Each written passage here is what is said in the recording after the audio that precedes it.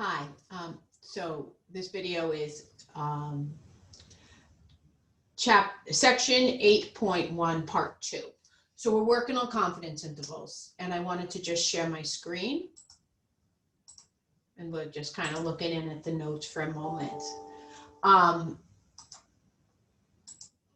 Confidence interval estimate of a parameter consists of an interval of numbers obtained from a point estimate of a parameter and a percentage that specifies how confident we are that the parameter lives in that interval.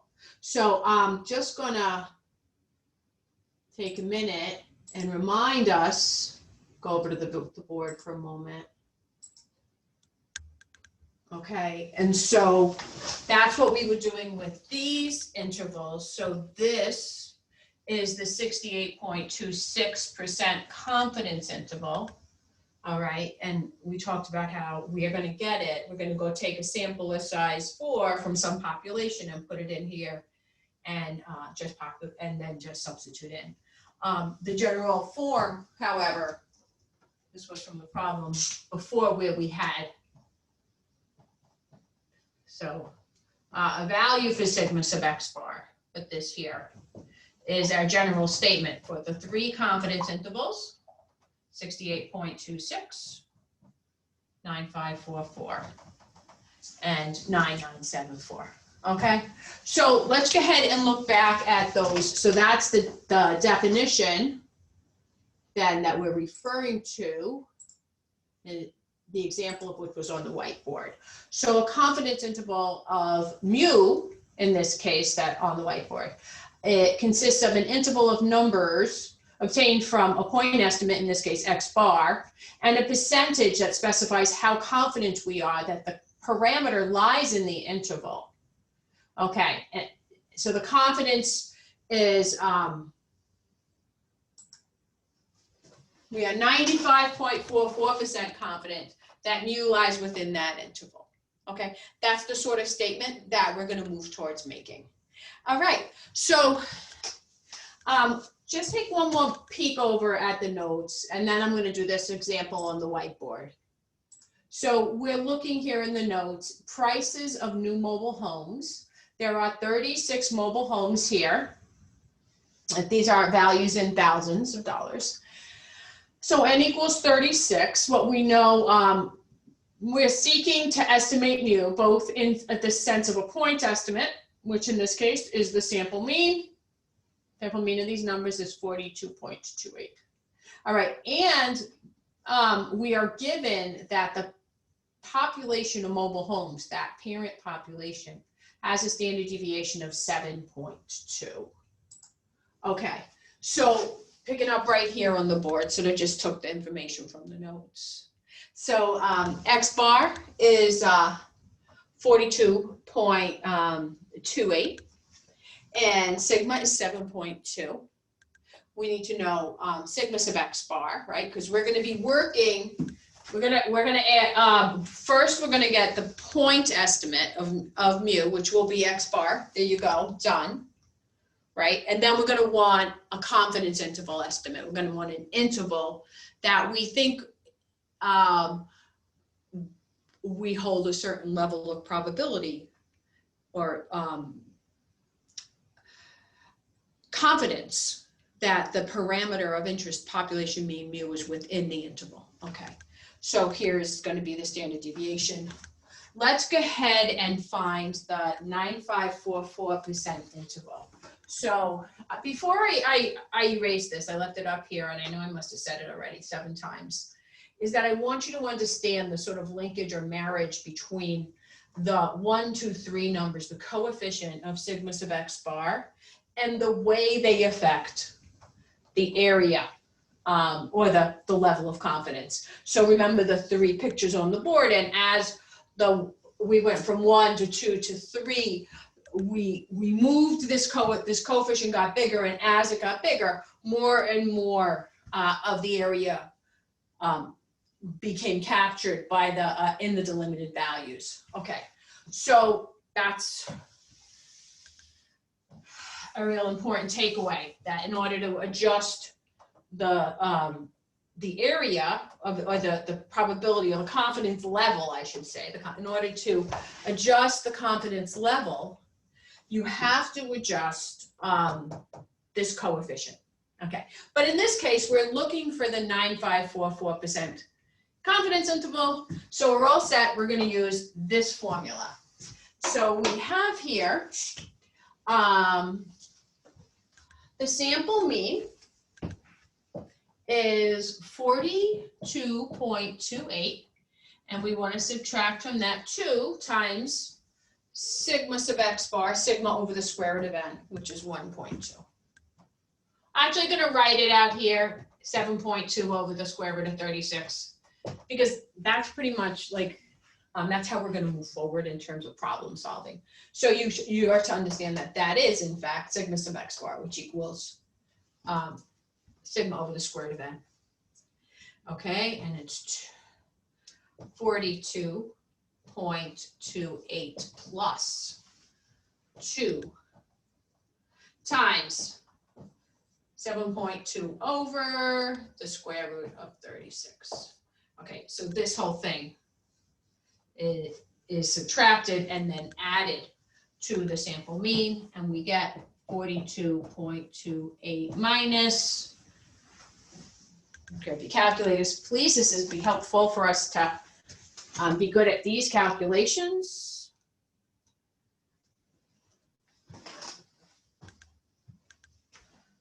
2 times 1.2, and it's 42.28 plus 2 times 1.2. So note this order of operations. I'm throwing in the parentheses just to remind you. We can multiply before we subtract and add. So this is 42.28 minus 2.4 to plus 2.4.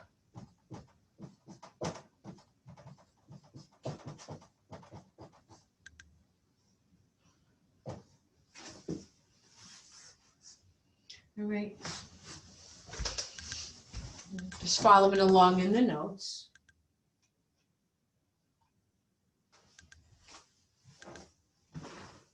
And please check the work. Make sure that if I have an error in my calculations, you let me know. Lower bound is 39.88 and the upper bound is 44.68. So this is our 9544% confidence interval. And let's go ahead and move on and discuss how we might interpret the interval. Coming back into the notes. So you can look for a moment, we'll read here. If we took another sample, right, we would expect, so this is the part we're going to read, but I'll go ahead to the board here because it'll make some more sense. Okay, so this is what we got when we took this sample of size 36. But if we took another sample of size 36, we would totally expect it would be very likely to get a different X bar, right? And so then we would have a different interval. And if we took another sample of size 36, we'd be in the same situation, another X bar leading us to another interval. So in some ways we can think of the act of taking the random sample as the experiment, and the outcome of the experiment is either the sample mean, or it could be also considered the confidence interval here. All right, so if we repeat this experiment many times, many samples of size 36, then what we would expect is that 95.44% of the time, those intervals would contain the population mean mu. And we can draw a nice little picture of it. I'm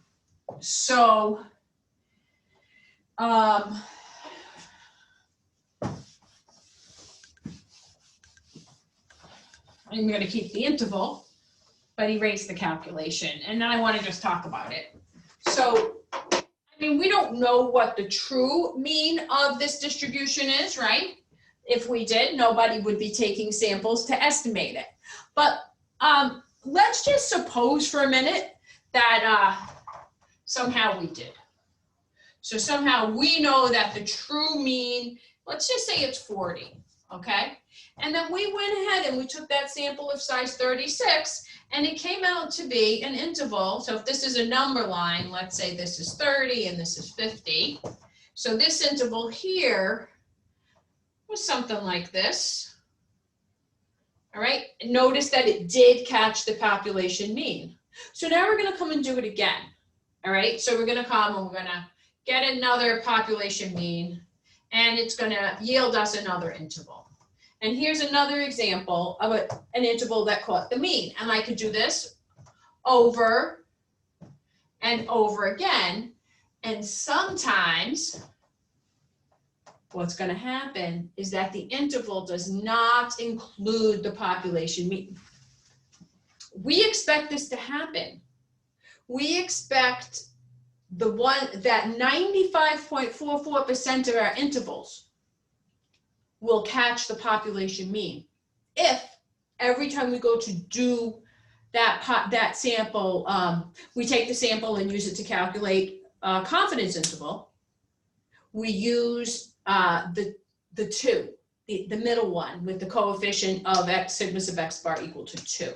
That gives us 95.44%. Remember, it opens, it widens or narrows, that coefficient widens or narrows those intervals. So if every time we calculate the confidence interval, we use that coefficient and that procedure, then 95.44% of the time, the intervals are going to contain the mean. And 100 minus 95.44% of the time, the interval will miss the mean, and excuse me for having to use the calculator here. Here we go. So that would be 4.56% of the time, I'm going to get an interval. It's not going to really contain the population mean. You know what?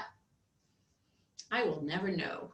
Okay, so I will think that it is likely that I take this sample, calculate this confidence interval. It is really likely that the mean is in the interval, but you know what? Sometimes it's not. And I don't know when that occurs because I don't know the true value of mu, because else I would not be estimating it. Okay, so that's the interpretation. That is the sort of picture. If you go to the notes, I give you two interpretations. One of them is sort of like a shortcut. It's like a code. We can be 95.44% confident that the population mean of mobile homes is somewhere between the lower and upper bound of the confidence interval, 39.88 and 44.68.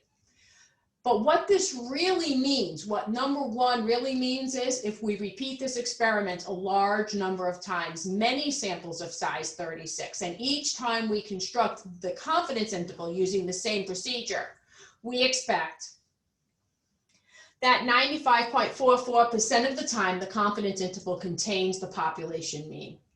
Now, we're not going to do this because we already talked about it, but if we got a different value of X bar, we would expect that if we took another sample, we would expect another value of X bar, and then we could plug the new value of X bar into the formula and calculate a new confidence interval.